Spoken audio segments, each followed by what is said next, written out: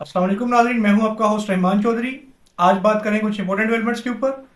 PTI के जो 5 अहम रहनुमा हैं वो सारे अडयाला जेल में हैं, बशमूल चेयरमैन पीटीआई इमरान खान साहब के। शाहमूद कैशी साहब भी इधर मौजूद हैं, असद कैसर भी इधर मौजूद हैं, फवाद चौधरी साहब भी मौजूद हैं और परवेज लाई साहब भी मौजूद हैं। फवाद चौधरी साहब ने हालांकि पीटीआई को खैराबाद कह दिया था और 9 मई के वाकयात के बाद उन्होंने प्रेस कॉन्फ्रेंस की थी, 9 मई की मजम्मत की थी और उन्होंने पीटीआई को खैराबाद कह दिया था।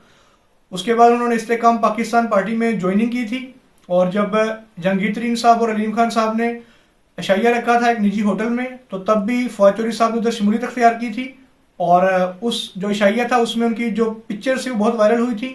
कभी उन्होंने सर पे हाथ रखा हुआ था और बहुत ज़्यादा अनकंफर्टेबल फील कर रहे थे और तब सारी मीडिया ने उनको बहुत कवरेज दी थी कि वो बहुत अनकंफर्टेबल है इस्तेकाम पाकिस्तान पार्टी में। कुछ दिन के बाद उन्होंने मीडिया के जरिए इनडायरेक्टली बयान जारी करवाना शुरू कर दिया कि वो इस्तेकाम पाकिस्तान पार्टी में शामिल नहीं हैं। अब बात करते हैं इमरान खान साहब की जो साइफर केस है, उसमें इमरान खान साहब पेश हुए। आज जो जज थे वो भी आए और हाल जो था वो आज चेंज किया गया था। आज 100 से ज्यादा लोगों की बैठने की जगह थी वहां पे और जैसे हमने लास्ट वीडियो में बताया था कि 5 फैमिली मेंबर इमरान खान साहब के और शाहमूद कैशी साहब के उनको अलाउ किया गया था कि वो हियरिंग में हिस्सा लें। तो जब हियरिंग स्टार्ट हुई तो तब इन्फॉर्म किया गया कि जो इमरान खान साहब के वकला हैं वो आज पेश नहीं होंगे। इस पर इमरान खान साहब खुद तशवीश का इजहार किया। तब उनको बताया गया कि उन्होंने आज हियरिंग से माजरत की है। जो जज साहब हैं साइफर केस के, उन्होंने इमरान खान साहब से मुकालमा करते हुए बताया कि बाहर जहां से उनकी एंट्री होती है अडयाला जेल में, वहां पे बॉम्ब बरामद हुआ है और उन्होंने इमरान खान साहब को कहा कि वो अपनी जान पे खेल के इस केस के लिए आते हैं और आपके जो वकला हैं वो आगे डेट्स ले जा रहे हैं। इमरान खान साहब ने उस पर उनको कहा कि मैं उनसे बात करूंगा वकला से, उसके बाद आपको अपडेट करूंगा। अब बात करते हैं जो इलेक्शन है 2024 का, उसमें जो पीटीआई है उसका बयानिया क्या होगा।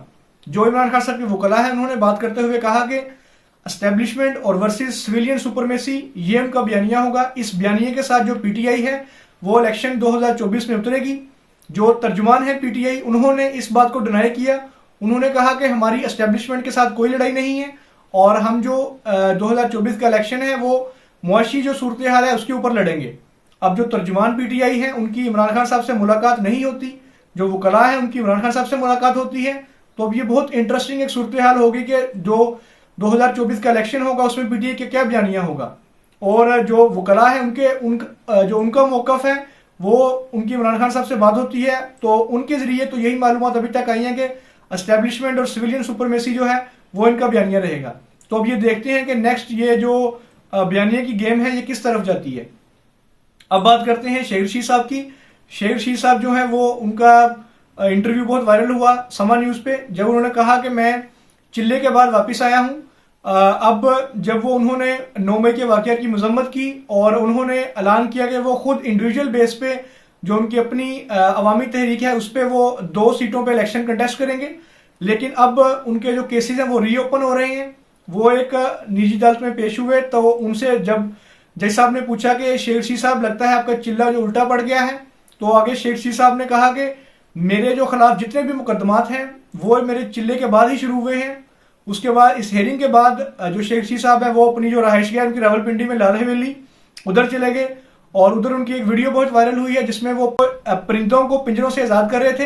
हालांकि उन्होंने 9 मई के जो वाकयात हैं उनमें जो मुलविस लोग हैं या जो इनडायरेक्टली डायरेक्टली उसमें जिनको नामजद किया गया है, उन्होंने कहा था कि वो जो आर्मी चीफ है उनसे गुजारिश करेंगे कि उनको थोड़ी सी राहत दी जाए। अब देखते हैं कि वो क्या 9 मई के जो मुलजमान हैं उनमें कोई अहम पेशरफ हो सकती है आने वाले दिनों में। अब बात करते हैं नवाज शरीफ साहब की। उन्होंने बलोचिस्तान में बाप पार्टी के साथ मुलाकात की। बाप पार्टी वही है जो इमरान खान साहब के साथ रही और जो मरियम नवाज है वो बहुत ज्यादा तनकीद करती थी कि बाप को जब उनके बाप का ऑर्डर ना हो जब तक वो किसी भी पार्टी के साथ अलहाक नहीं करते या उनके साथ वो कंबाइन जो पॉलिसी है उस पर नहीं आते। तो अब ये बहुत इंटरेस्टिंग है कि अब उनसे पूछा जाए कि अब किसका इशारा था जिसकी वजह से जो बाप पार्टी है वो नवाज शरीफ साहब के साथ और मुस्लिम लीग नून के साथ जनरल इलेक्शन 2024 में चलने के लिए तैयार हो रही है और बहुत सारे इलेक्टेबल्स जो हैं बलोचिस्तान से वो भी नून लीग में शामिल किए जा रहे हैं। नवाज शरीफ साहब ने बात करते हुए कहा कि उनको 2 तिहाई अक्सरियत चाहिए। अब ये मुतालबा उनका किन से है? अगर तो वाम के साथ मुतालबा है तो वो वाम में आके कहें कि उनको जो इलेक्शन है उसमें ज्यादा से ज्यादा वोट डालें ताकि वो 2/3 अक्सरियत के साथ आ सकें। लेकिन ये जो फरमाइशें कर रहे हैं जो उनके मुखालिफ जमातें हैं, पीपल पार्टी और पीटीआई, वो कह रहे हैं कि ये एस्टेब्लिशमेंट को वो पैगाम दे रहे हैं कि मुझे अब 2/3 अक्सरियत चाहिए। अब बात करते हैं अनामुल्लाह साहब की। अनामुल्लाह साहब जो है वो इंचार्ज में है बनी गाला के, और इनका एक बहुत तहलका खेज इंटरव्यू आने वाला है। वो कहते हैं रिकॉर्ड हो चुका है सलीम साफी के साथ, और आज शाम तक वो जो है वो ऑन एयर हो जाएगा। उसमें कुछ बहुत अहम बातें की गई हैं जो इमरान खान साहब की अहलिया हैं बुशरा के बेगम, उनके बारे में। जब उनसे सवाल किए गए कि क्या बुशरा बेगम सियासी मामलात में दखलंदाजी करती थी या नहीं, उस पर उन्होंने कहा कि जो फैसला होता था लास्ट पे वो बुशरा बेगम का होता था। अब इसमें कितनी सच्चाई है ये तो आने वाला वक्त ही बताएगा, लेकिन उन्होंने जो इल्जामात लगाए हैं, अब सलीम साफी साहब ने पहले भी इंटरव्यू किया सदाकत अब्बासी का, तो वो बहुत मजे के इंटरव्यू कर रहे हैं। और अब मजीद देखते हैं जो इनामुल्लाह साहब की जो तफसीलात हैं इंटरव्यू में, जब वो ऑनलाइन होगा तो उस पर भी हम एक कंप्लीट वीलॉग करेंगे।